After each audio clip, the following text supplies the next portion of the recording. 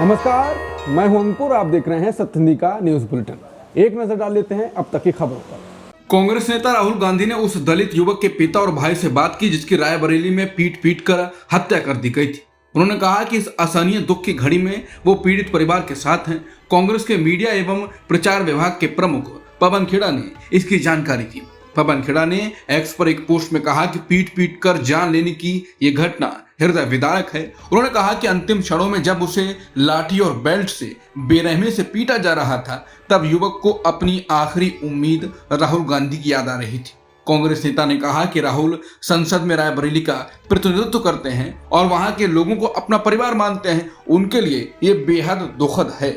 उन्होंने मृतक के पिता और भाई से व्यक्तिगत रूप से बात की है और वो इस असहनीय दुख की घड़ी में उनके साथ हैं। बता दें, राहुल गांधी फिलहाल दक्षिण अमेरिका के 4 देशों की यात्रा पर हैं। जानकारी के मुताबिक पिटाई के दौरान के वायरल वीडियो में मृतक हरिओम ने कांग्रेस नेता और सांसद राहुल गांधी का नाम लिया था। तब पिटाई कर रहे लोगों ने कहा था, यहाँ बाबा के लोग हैं।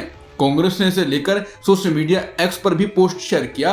पोस्ट में लिखा, वीडियो में दलित युवक आखिरी उम्मीद के तौर पर जब नेता विपक्ष राहुल गांधी का नाम लेता है, हत्यारे तब भी नहीं रुकते और उल्टा कहते हैं हम बाबा वाले हैं। ये घटना बताती है कि उत्तर प्रदेश में योगी आदित्यनाथ ने अपराधियों को खुली छूट दे रखी है। चुनाव आयोग सोमवार को बिहार विधानसभा चुनाव का शेड्यूल घोषित करेगा। इसके लिए आयोग ने दोपहर 4 बजे प्रेस कॉन्फ्रेंस बुलाई है। बता दें कि बिहार विधानसभा की 243 सदस्यीय सदन की अवधि 22 नवंबर को समाप्त हो रही है। राजनीतिक पार्टियों ने चुनाव आयोग से आग्रह किया है कि चुनाव छठ पूजा के तुरंत बाद कराए जाएं, जो अक्टूबर के अंत में है। इसका उद्देश्य अधिक से अधिक वोटरों की भागीदारी सुनिश्चित करना है, क्योंकि त्योहार के दौरान बाहर काम करने वाले लोग घर लौटते हैं। मुख्य चुनाव आयुक्त ज्ञानेश कुमार से पटना में प्रेस कॉन्फ्रेंस में पत्रकारों ने घुसपैठियों को लेकर सवाल भी पूछे, लेकिन उनके जवाब गोलमोल रहे और उत्तर चाहने वालों के मन में प्रश्न बने रहे। दरअसल उनसे पूछा गया कि एसआईआर में कितने घुसपैठिए मिले और किस देश के मिले, क्योंकि यह बड़ा मुद्दा बनता जा रहा है। क्या एसआईआर घुसपैठियों को हटाने के लिए किया गया था और क्या मिले वो? ये सारे सवाल इन आंकड़ों में ध्वस्त हो गए और यह कर दिए गए कि पहले 65 लाख और फिर बाद में घटकर 3,66,000 हटाए गए। घुसपैठियों को कोई आंकड़ा नहीं बताया गया। ये कहे गए कि हटाए गए नामों में विदेशी भी शामिल हैं। कुछ लोग इस सवाल को लिख रहे हैं और ज्ञानेश कुमार के जवाब का वीडियो पोस्ट कर रहे हैं और लिख रहे हैं कि सवाल घुसपैठियों का और जवाब अब्बा डब्बा जब्बा।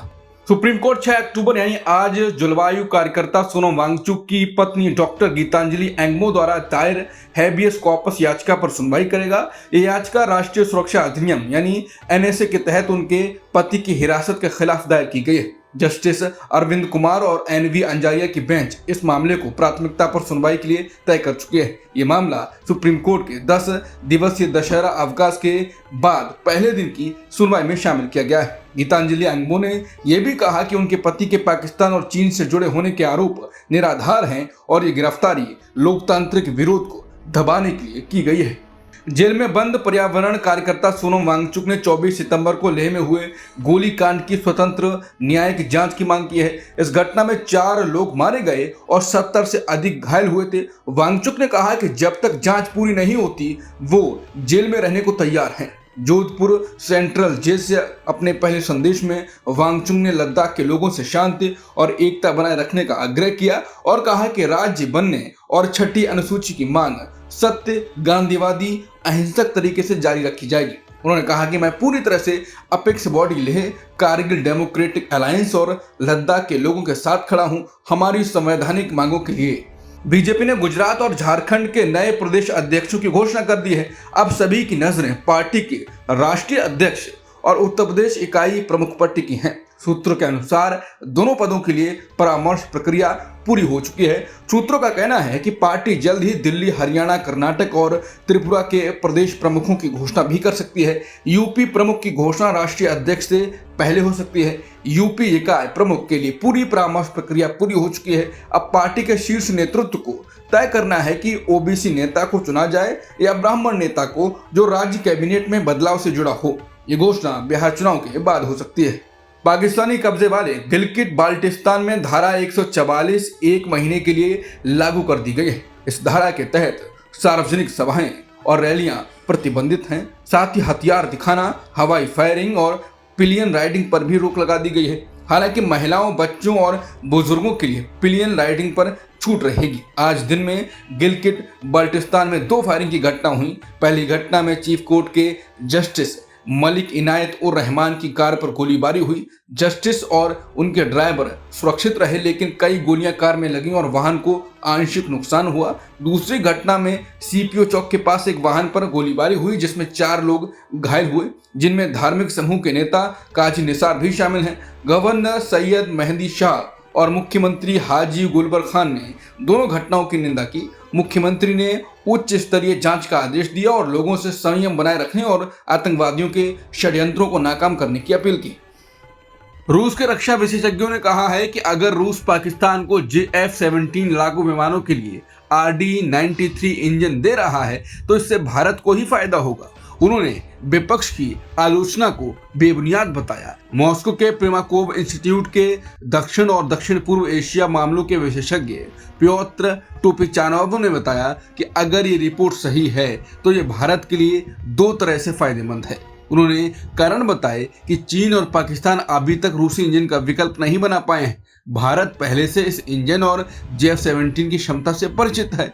खासकर मई 2025 के ऑपरेशन सिंदूर के दौरान एक दूसरा रूसी विशेषज्ञ ने याद दिलाया कि चीन ने पहले अपने FC-17 विमान के लिए रूस से अस्थायी तौर पर ये इंजन मांगे थे। तब अटल बिहारी वाजपेयी और मनमोहन सिंह के समय भी इस पर चर्चा हुई थी। उन्होंने ये भी कहा कि रूस ने भारत को समझाया था कि ये केवल एक व्यावसायिक सौदा है और इसमें कोई तकनीक ट्रांसफर शामिल नहीं है, जबकि भारत को इससे बेहतर RD-33 इंजन लाइसेंस के साथ मिला था। बता दें, रूस 2000 के दशक की शुरुआत से चीन, पाकिस्तान, रूस की त्रिपक्षीय व्यवस्था के तहत यह इंजन देता रहा है। पाकिस्तान अब इसका संशोधित वर्जन लेना चाहता है जो अभी बना नहीं है। इस सौदे पर अभी तक कोई आधिकारिक पुष्टि नहीं हुई है।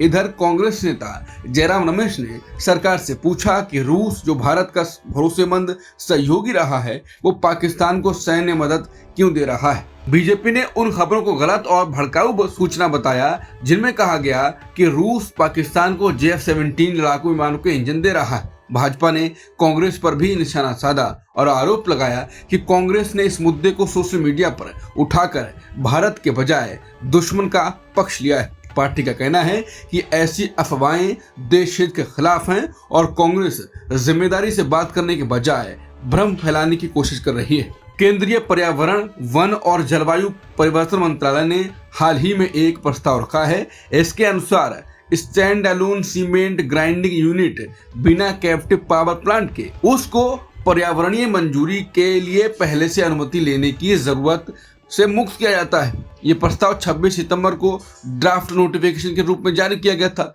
बता दें, अगर ये नियम लागू हो गया तो अडानी ग्रुप के क्लाइंट में 1400 करोड़ रुपए की 6 MMTPA सीमेंट ग्राइंडिंग यूनिट को स्थापित करना आसान हो जाएगा। ये प्लांट अंबुजा सीमेंट लिमिटेड का है जो अडानी ग्रुप की कंपनी है। इस प्लांट के खिलाफ स्थानीय लोगों का विरोध जारी है। मोहिनी गांव और क्लाइंट के आसपास के 100 बाकी गांव के लोग इस सीमेंट प्लांट के स्वास्थ्य और पर्यावरण पर प्रभाव को लेकर चिंतित हैं।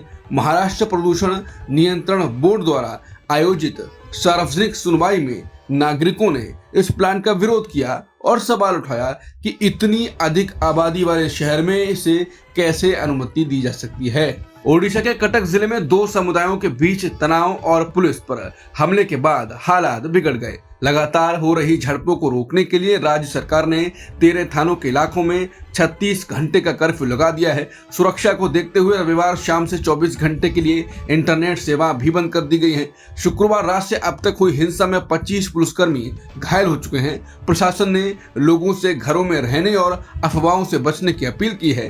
पुलिस और अर्धसैनिक बल इलाके में पेट्रोलिंग कर रहे हैं ताकि हालात काबू में रहें। भारत और अमेरिका के बीच व्यापार समझौते पर बातचीत एक बार फिर चर्चा में है। विदेश मंत्री एस जयशंकर ने कहा कि भारत किसी भी ट्रेड डील्स में अपने रेड लाइन से समझौता नहीं करेगा। उन्होंने बताया कि दोनों देशों के बीच मतभेद खासकर अमेरिका की टैरिफ नीति को लेकर हैं, लेकिन समाधान निकालने की कोशिश जारी है। जयशंकर के मुताबिक दोनों देश ऐसा रास्ता खोज रहे हैं जहां दोनों के हित सुरक्षित रहें और बातचीत आगे बढ़ सके। बता दें, ट्रेड टकराव की वजह से बीते कुछ समय में भारत अमेरिका संबंधों में खिंचाव देखा गया। सऊदी अरब, रूस और ओपेक प्लस के 6 बाकी देशों ने तेल उत्पादन बढ़ाने का फैसला किया है। 5 अक्टूबर को हुई बैठक में तय किया गया कि नवंबर से रोजाना 1,37,000 बैरल अतिरिक्त तेल उत्पादन होगा। इन देशों का मकसद है कि वो वैश्विक बाजार में अपनी हिस्सेदारी यानी मार्केट शेयर और बढ़ा सकें। यह कदम उस समय आया है जब कई देश ऊर्जा जरूरतों को पूरा करने के लिए तेल की आपूर्ति बढ़ाने की मांग कर रहे हैं। इजराइल के प्रधानमंत्री बिन्यामिन नेतन्याहू की सरकार में अंदरूनी विवाद बढ़ता दिख रहा है। ये विवाद गजा युद्ध खत्म करने की कोशिशों में बड़ी रुकावट बन सकता है और अमेरिका की मध्य पूर्व को लेकर नई रणनीति को भी प्रभावित कर सकता है। डोनाल्ड ट्रंप के दबाव में नेतन्याहू 2 साल पुराने युद्ध को खत्म करने की कोशिश कर रहे हैं, लेकिन उनकी अति दक्षिणपंथी सहयोगी पार्टियां इस अमेरिकी प्रस्ताव का विरोध कर रही हैं। इससे नेतन्याहू पर समय से पहले चुनाव कराने का खतरा मंडरा रहा है। इजराइल के कट्टरपंथी सहयोगियों को डर है कि इस प्रस्ताव के जरिए हमास फिर से सक्रिय हो सकता है। ये विरोध नेतन्याहू के लिए सबसे बड़ी चुनौती बन गया है। अब तक की खबरों में इतना ही। बाकी खबरों के लिए बने रहिए सत्य हिंदी के साथ।